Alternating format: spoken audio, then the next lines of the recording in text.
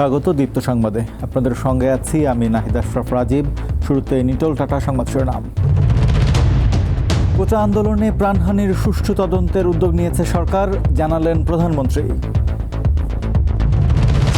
9 দফা দাবিতে বিভিন্ন স্থানে শিক্ষার্থীদের বিক্ষোভ, পুলিশের সাথে ধস্তাধস্তি, কয়েকজন আটক। ইরানের রাজধানী তেহরানে গুপ্ত হামলায় দেহরক্ষীসহ হামাস প্রধান ইসমাইল হানিয়া নিহত।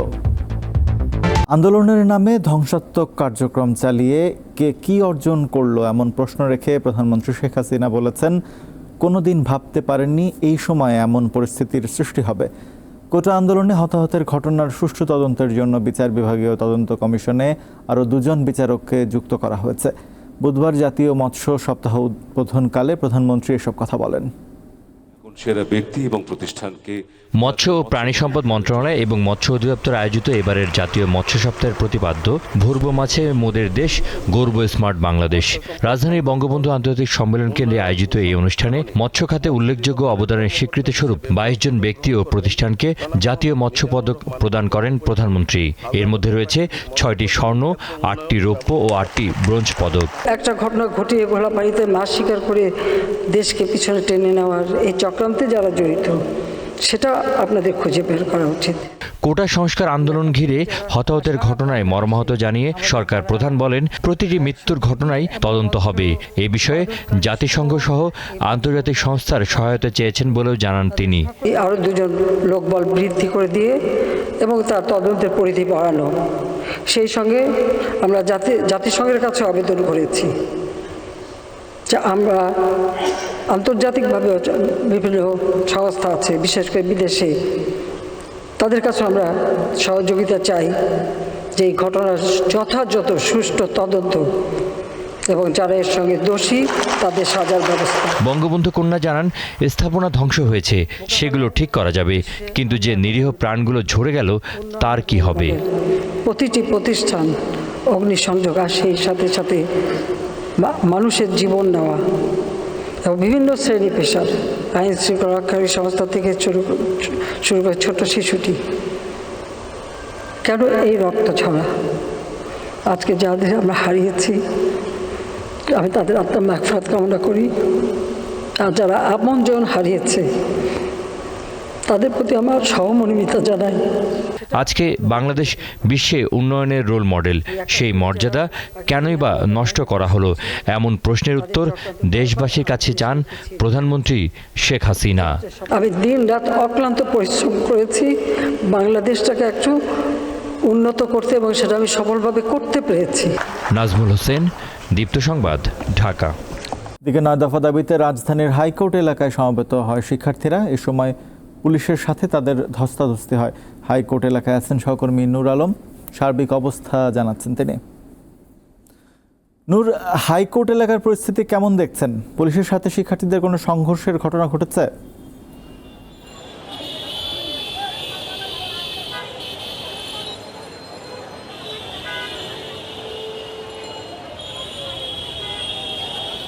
রাজীব, জানেন যে কোটা সংস্কার ইস্যুতে কিন্তু এখন যে শিক্ষার্থীদের যে 9 দফা দাবি, সেই দাবিতে কিন্তু পূর্ব ঘোষিত কর্মসূচির অংশ হিসেবে যে মার্চ ফর জাস্টিস, অর্থাৎ আজকে যে হাইকোর্টে কোর্টের সহ দেশের বিভিন্ন যে নিম্ন আদালত, যে আদালতগুলো রয়েছে, সেখানে কিন্তু শিক্ষার্থীরা লাল ব্যাচ ধারণ করে তাদের কিন্তু অবস্থান নেওয়ার কথা ছিল। এবং সেই কর্মসূচির অংশ হিসেবে কিন্তু তারা সকালে যারা হাইকোর্টের দিকে কিন্তু তারা এসেছিল। এবং তারপরে পরে আমরা যে বিষয়টা লক্ষ্য করেছি যে এখানে দেখেছি যে শিক্ষার্থী এবং পুলিশ সাথে কিন্তু ধস্তাধস্তি হয়। এক পর্যায়ে কিন্তু 3 জন শিক্ষার্থীকে আটক করা হয়। তারপরে পরে আমরা দেখেছি শিক্ষক প্রতিনিধি সহ যে শিক্ষার্থীরা কিন্তু ঢাকা বিশ্ববিদ্যালয় থেকে হাইকোর্ট প্রাঙ্গণে আসার চেষ্টা করা হয়েছে। এক পর্যায়ে এখানে যে আইন শৃঙ্খলা রক্ষাকারী বাহিনী রয়েছে তাদের সাথে তাদেরকে ব্যারিকেড দেয় এবং তারা রাস্তায় অবস্থান করে। এক পর্যায়ে তারা বলছিল যে তাদের যে সহপাঠী রয়েছে তাদেরকে ছেড়ে দেওয়া হলেই কিন্তু তারা এই রাজপথ থেকে তারা সরে যাবে।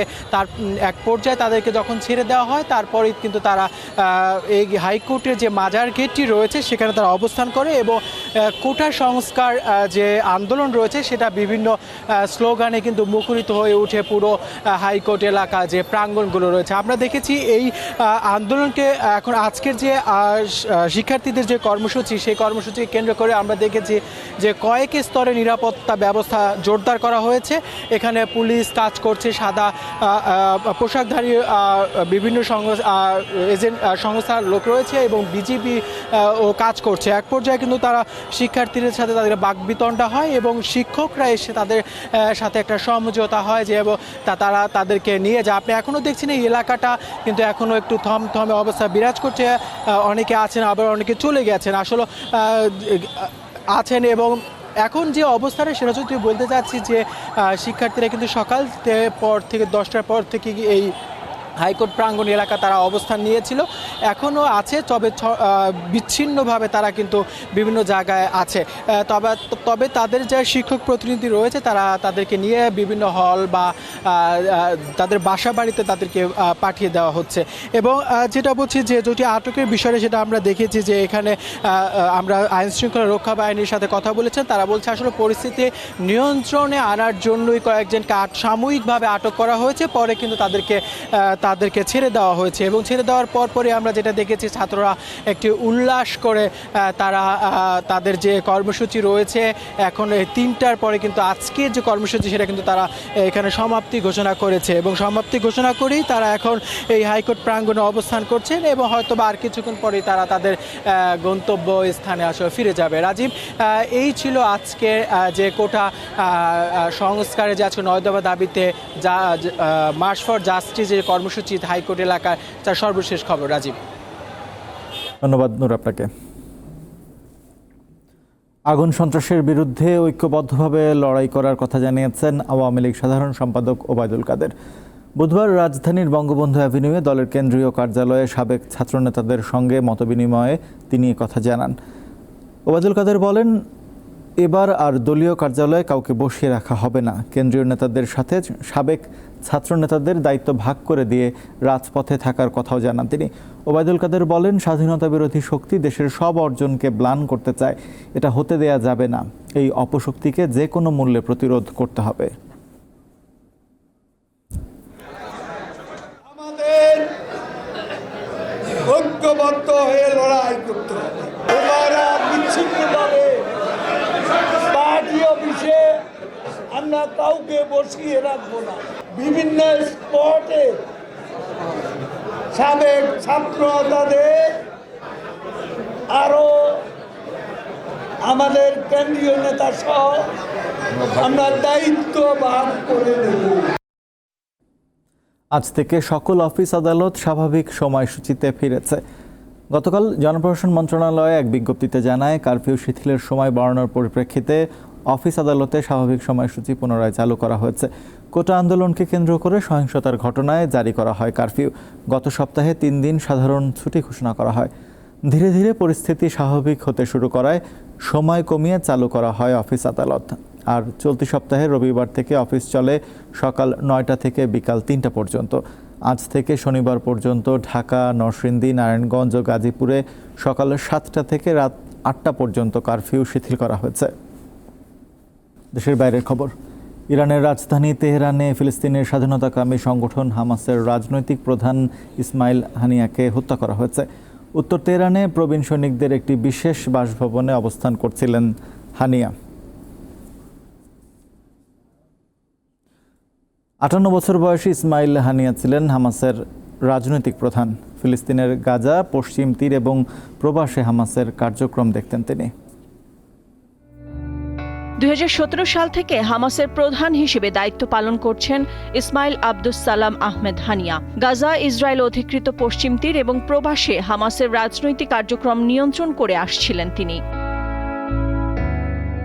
হামাসের প্রতিষ্ঠাতা শেখ আহমেদ ইয়াসিনের ডানহাত ছিলেন 58 বছর বয়সী হানিয়া। 2004 সালে ইসরায়েলি বিমান হামলায় প্রাণ হারান আহমেদ ইয়াসিন। 80-র দশকে হামাসের উত্থানকালে ফিলিস্তিনি সুন্নি মুসলিমদের রাজনৈতিক ও সামরিক আন্দোলনে সামনের কাতারে ছিলেন ইসমাইল হানিয়া। 1889 সালে হানিয়াকে 3 বছরের কারাদণ্ড দেয় ইসরায়েল। 1992 সালে মুক্তির পর 1 বছর নির্বাসনে ছিলেন তিনি। পরে 1997 সালে হামাসের মতাদর্শিক গুরুর কার্যালয়ের প্রধানের দায়িত্ব পান। 2006 সালে ফিলিস্তিনের জাতীয় নির্বাচনে বেশিরভাগ আসনে জয় পায় হামাস, আর এর নেতৃত্ব দেন হানিয়া। পরে তাকে প্রধানমন্ত্রী পদে নিয়োগ দেন প্রেসিডেন্ট মাহমুদ আব্বাস। কিন্তু সপ্তাহব্যাপী রক্তক্ষয়ী সংঘাতের পর গাজায় মাহমুদ আব্বাসের দল ফাত্তার কার্যক্রম বন্ধ করে দেয়া হয়। এর জেরে প্রধানমন্ত্রীর পদ থেকে সরিয়ে দেয়া হয় হানিয়াকে। অবশ্য এই সিদ্ধান্তকে অসাংবিধানিক আখ্যায়িত করে গাজা শাসন করতে থাকেন হানিয়া। হামাসের প্রধান নির্বাচিত হওয়ার পর 2018 সালে ইসমাইল হানিয়াকে সন্ত্রাসী তকমা দেয় যুক্তরাষ্ট্রের পররাষ্ট্র দপ্তর। কয়েক বছর ধরে কাতার ও তুরস্কে বসবাস করে আসছিলেন হানিয়া। ইসরায়েলের চলমান হামলায় এরই মধ্যে হানিয়ার 3 ছেলে সহ পরিবারের বেশ কয়েকজন মারা গেছেন। এবার নিহত হলেন হামাস প্রধানও। নাদিরা জাহান, দীপ্ত বার্তাকক্ষ। শেষ করব দীপ্ত সংবাদ, তার আগে নিটোল টাটা শিরোনাম জানাবো আরও একবার। কোটা আন্দোলনে প্রাণহানির সুষ্ঠু তদন্তের উদ্যোগ নিয়েছে সরকার, জানালেন প্রধানমন্ত্রী। 9 দফা দাবিতে বিভিন্ন স্থানে শিক্ষার্থীদের বিক্ষোভ, পুলিশের সাথে ধস্তাধস্তি, কয়েকজন আটক। ইরানের রাজধানী তেহরানে গুপ্ত হামলায় দেহরক্ষী সহ হামাস প্রধান ইসমাইল হানিয়া নিহত। এই ছিল এখনকার মতো। আমাদের পরবর্তী সংবাদ বিকাল 5টায় দেখার আমন্ত্রণ রইল। এছাড়া আরও তথ্য বিনোদনের সংবাদ পেতে যুক্ত থাকুন দীপ্ত টিভির ডিজিটাল প্ল্যাটফর্মগুলোতে। ধন্যবাদ সবাইকে।